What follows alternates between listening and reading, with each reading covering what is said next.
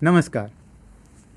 If you really want to understand the difference between Advaita, Dvaita, and Vishishta Advaita, then don't start with Shankaracharya, Ramanujacharya, and Madhvacharya. Start with Lord Hanuman. Once, Lord Ram asked Hanuman, Hanuman, who are you? Hanuman replied in his infinite wisdom, Deha drishtya tu daso aham, जीव दृष्टया त्वद अंशकहम तत्व दृष्टया त्वमेव हम. The first sentence is Dvaita, the second is Vishishta Dvaita, and the third is clearly Advaita. For Hanuman, there is no distinction between the three of them. They are just different viewpoints of the same ultimate reality. This is another episode of Understanding Vedanta, and today we are going to discuss the differences and the similarities between the three major branches of Vedanta. Before we begin, let us first understand the context within which the three philosophies are being discussed. In any religion like Hinduism, Buddhism, Jainism, there are three key concepts, and the purpose of religion is to identify the relationship between these three. These three entities are Jeev, the sentient beings, Jagat, or the universe, and Ishwar, or the Lord, God, or the divine being. Several millennia ago, our rishis looked at these three concepts and tried to identify the relationship between them, which led to the creation of 6 different philosophies which are at the heart of the Indian tradition, so-called Shad Darshanas. These are Nyaya, Vaisheshika, Yoga, Sankhya, Purva Mimamsa, and Uttar Mimamsa or Vedanta. Among them, Vedanta came to be the beating heart of Sanatana Dharma. But what is Vedanta? Let's understand what Vedanta means. The word Vedanta comes from two words, Ved and Anta. Literally, it means the end of the Vedas, and figuratively, it means the last and final word of the Vedas, the philosophical underpinning of the Vedas. Vedanta is the study of the knowledge which comes through the Upanishads, which are found in the later part of the Vedas. The Vedas have two main parts, the Karma Kanda and the Jnana Kanda. The Karma Kanda deals mostly with rituals, with yagyas, with traditional sacrifices and other things, whereas the Upanishads deal with the philosophical questions of Jiva, Jagat and Ishwar and the relationship between them. The practical knowledge that is gained from these Upanishads was put together by Lord Krishna in the Bhagavad Gita, and the philosophical underpinnings from the Upanishads were codified in the so-called Brahma Sutras of Veda Vyasa. These three combined together, the Upanishads, the Bhagavad Gita and the Brahma Sutras, together form a trinity of Vedanta, also known as the Prasthanatrayi. The Prasthanatrayi is the core of Vedanta, and it is the set of texts on which all the Vedantin scholars who came afterwards have given extensive research and extensive documentaries or bhashyas. Each of the three great masters, Shankaracharya, Ramanujacharya and Madhvacharya, have given their commentaries on these Upanishads, Bhagavad Gita and the Brahma Sutras, and this is where the problem starts. The Upanishads themselves are very philosophical texts and they are poetic, so there are sentences which are open to multiple interpretations.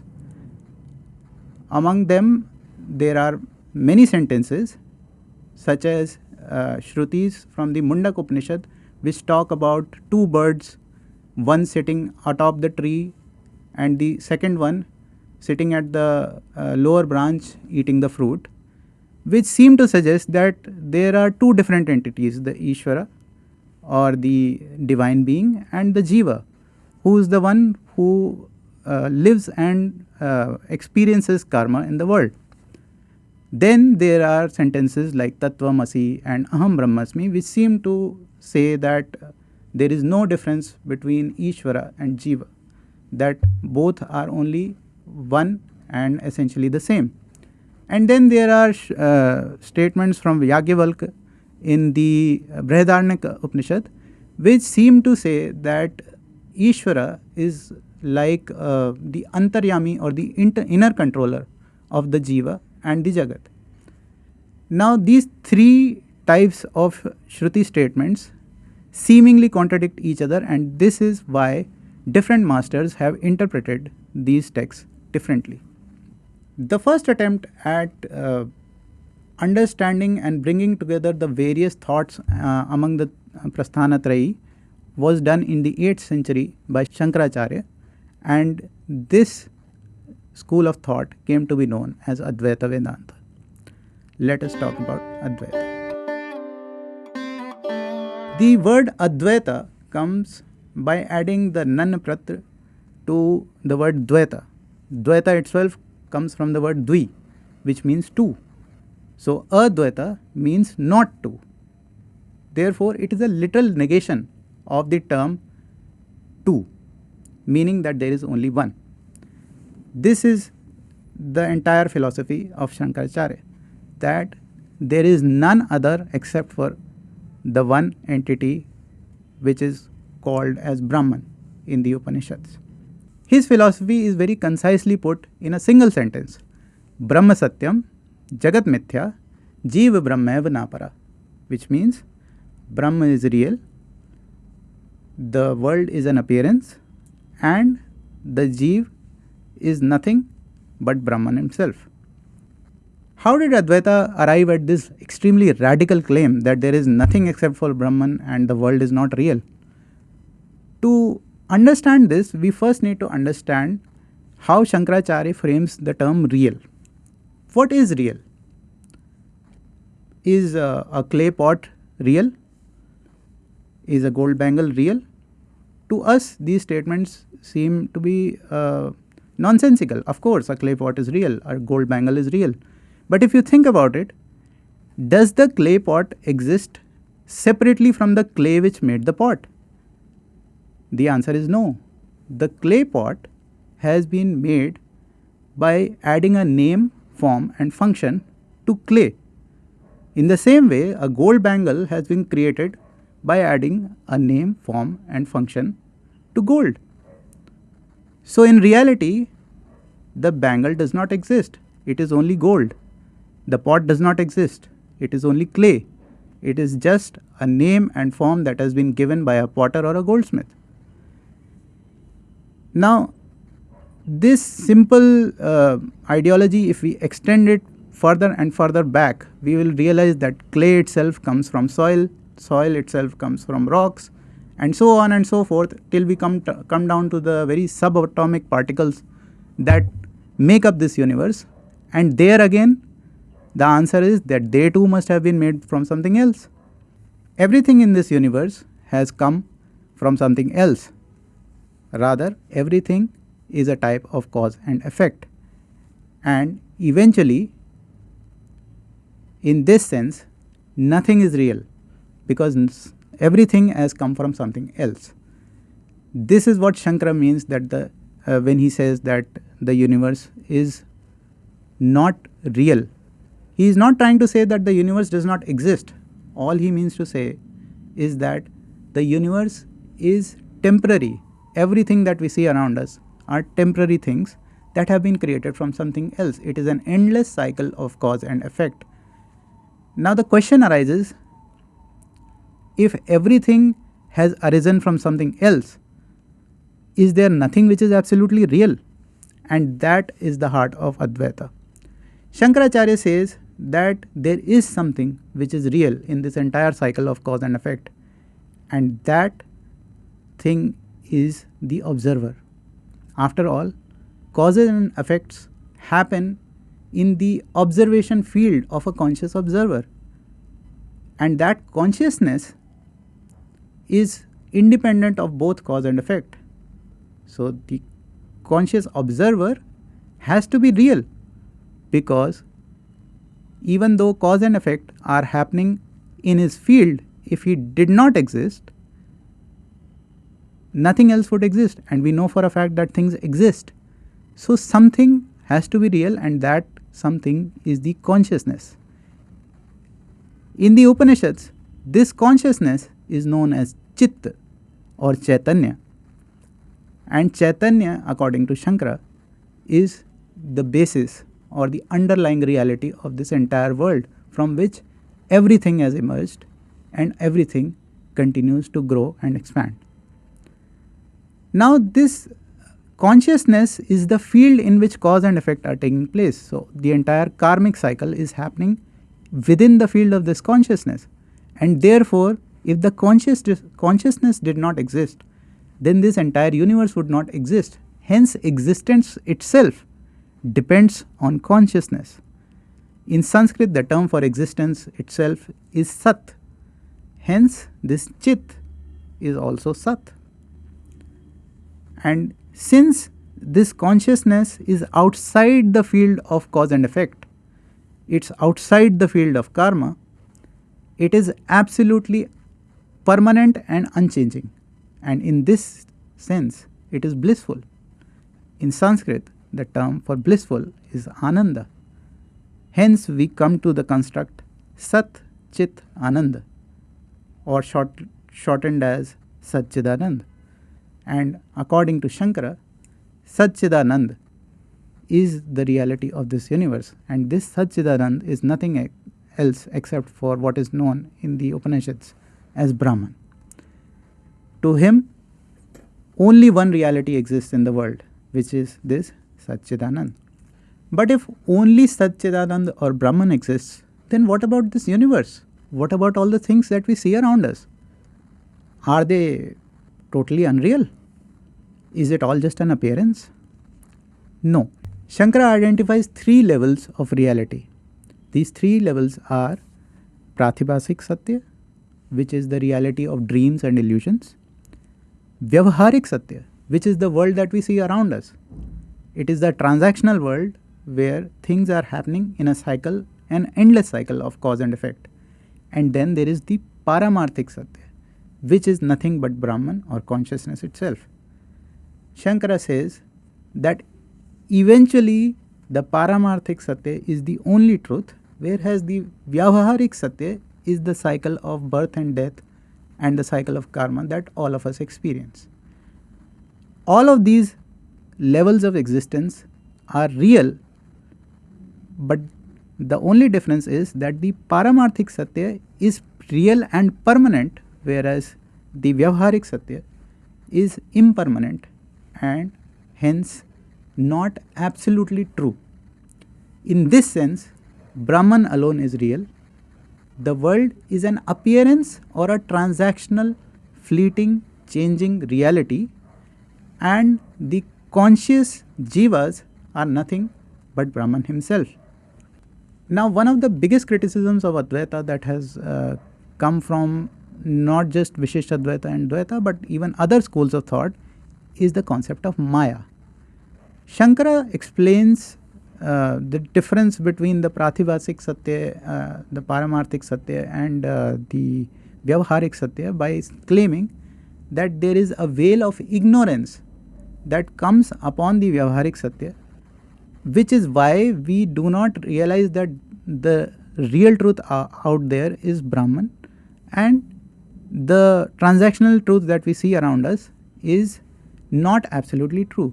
This veil of ignorance is what causes the jiva to think that he is anything different from Brahma.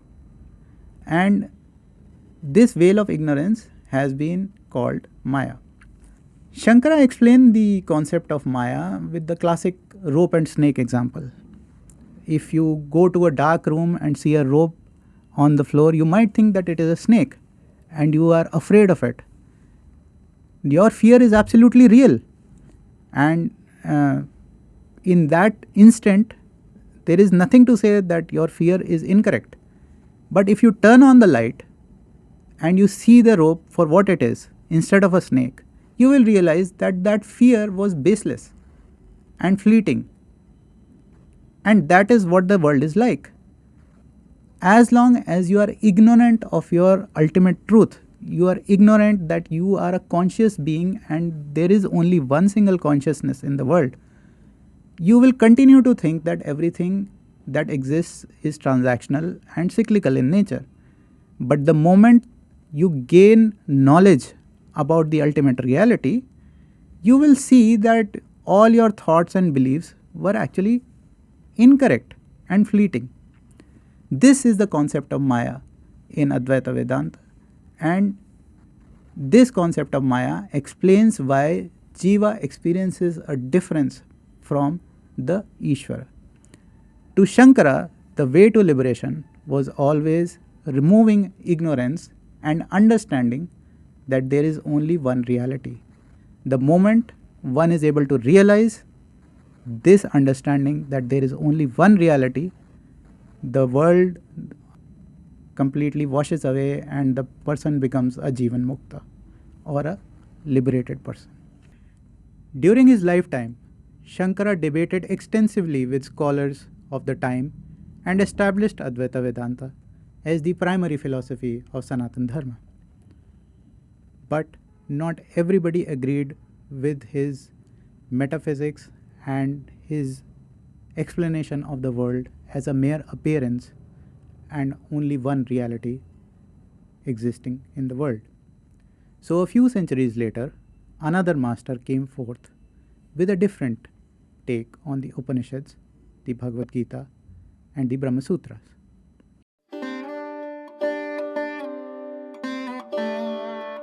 When Ramanujacharya read the Upanishads and went through the teachings of Shankaracharya, he agreed on one principle, that there is only one Brahman. But for almost everything else, he disagreed. To him, having only one reality and the world being merely transactional and merely an appearance did not sound true. Why would the Bhagavad Gita talk about devotion? Why would the Upanishads talk about the creation of the world? Where is the place for divine grace? Where is the place for ethics? In a world that is so unipolar and so transactional that only one reality exists and everything else is merely Maya. So, he came up with his own explanation of the Upanishads, and his view came to be known as Vishishta Advaita. According to Ramanujacharya, Brahman is real, the world is also real, and Jivas are also real. But still, there is only one Brahman, and Brahman is the reality. Now, how is this possible? To understand this, we first must understand what does it mean to have differences between Brahman and Jivas and the Jagat. Differences or Bhedas in Sanskrit can be of three types. There is Sajatiya Bhed. Sajatiya Bhed means between a class of say animals or things, there can be differences. For example, two cows, one may be white and one may be brown. Then there is Vijatiya Bhed, which means difference between different classes. So a cow is different from a horse. And then there is Swagat Bhed. Now what does Swagat Bhed mean? I have a hand, I have a leg. These hands and legs are part of me, and I am one. But still, my hand is different, my leg is different, and together they make up one me. I am one, but I can have many parts. In the same way, Ramanujacharya stated that Brahman is one, but he may have parts, and the Jivas and Jagats are like his parts. This relationship is best explained by the Shariri Sharira Bhav. To Ramanujacharya, Brahman is like the Shariri, the inner controller, the Antaryami. The Ishwar is the Lord who controls everything and who is the essence of everything. But yet, the world and us, we are like his outer body. He controls us, he forms us, he creates us. But still, we are different from him, as in, we are parts of him. In this sense, Ramanujacharya negated the Advaita Vedanta philosophy of only one reality and Maya being the true nature of the world that we see, and said that Brahman may have many qualities or gunas. These gunas or bhavas are why his philosophy came to be known as Vishishta Advaita. Vishishta means having qualities. So Advaita, but with qualities. Ramanujacharya was following in the path of the Arva saints of Tamil Nadu, and these saints were Vaishnavites. So they believed that Ishvara or the ultimate God was Sri Vishnu in the form of Narayan. That is why his sampradaya and his followers are Vaishnavites and followers of Lord Narayan as the ultimate Brahman. For Ramanuja, moksha did not mean having a knowledge of the ultimate reality. Instead, moksha came from ultimate devotion to Lord Narayan. To him, the basis of being freed from the cycle of birth and death was to devote your life to the worship of Narayan.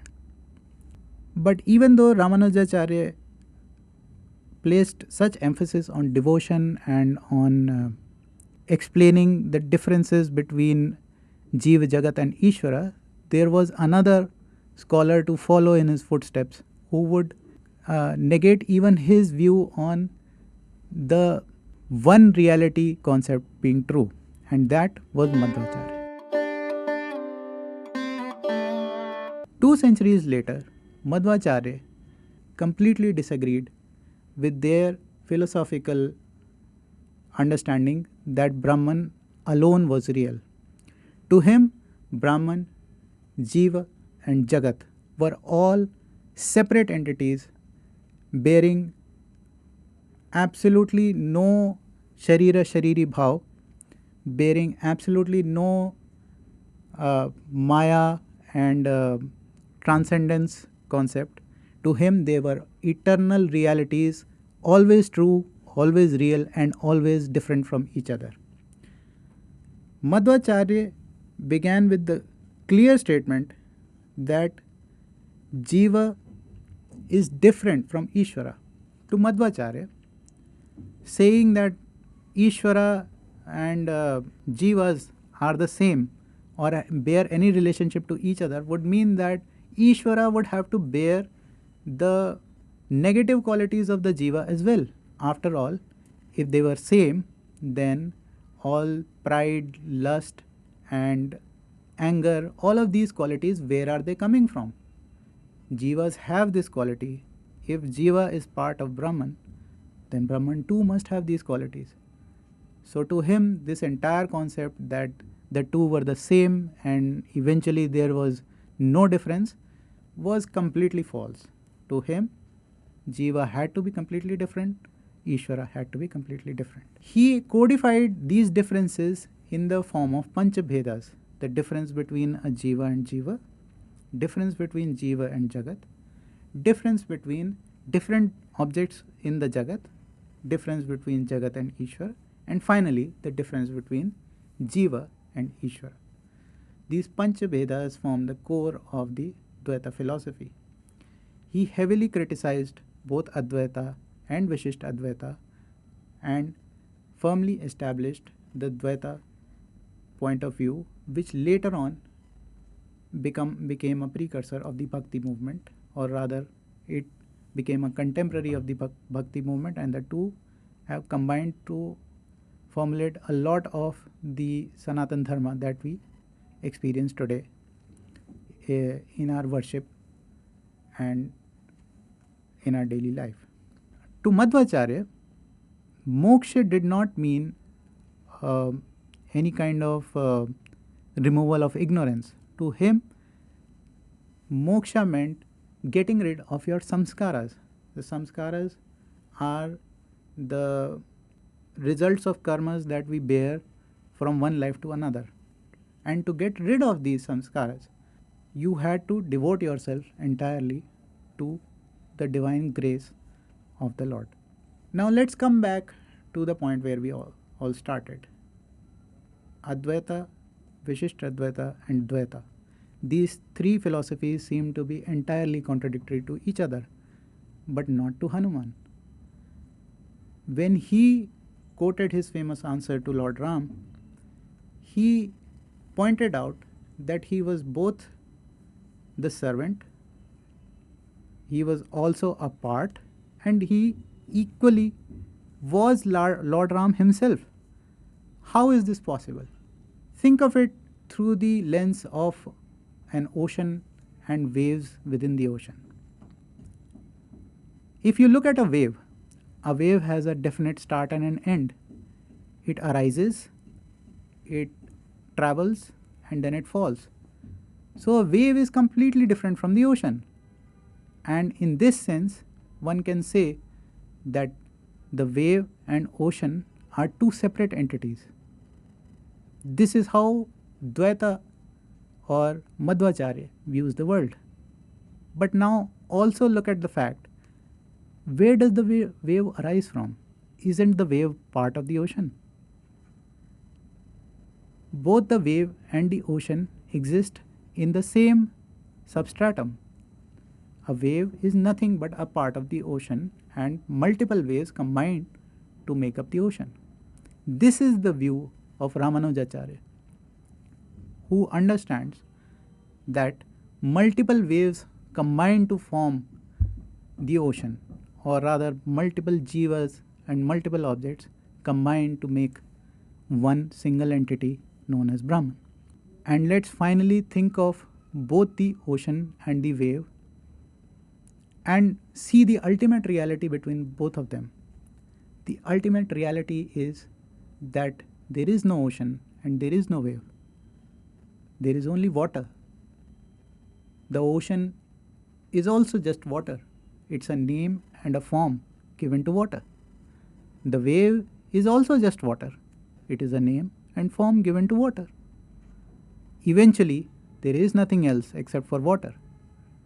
And this is the argument of Shankaracharya, that the world is just one entity and there is no else. There are three standpoints based on observations by different people of the same phenomena, and all of them are equally correct.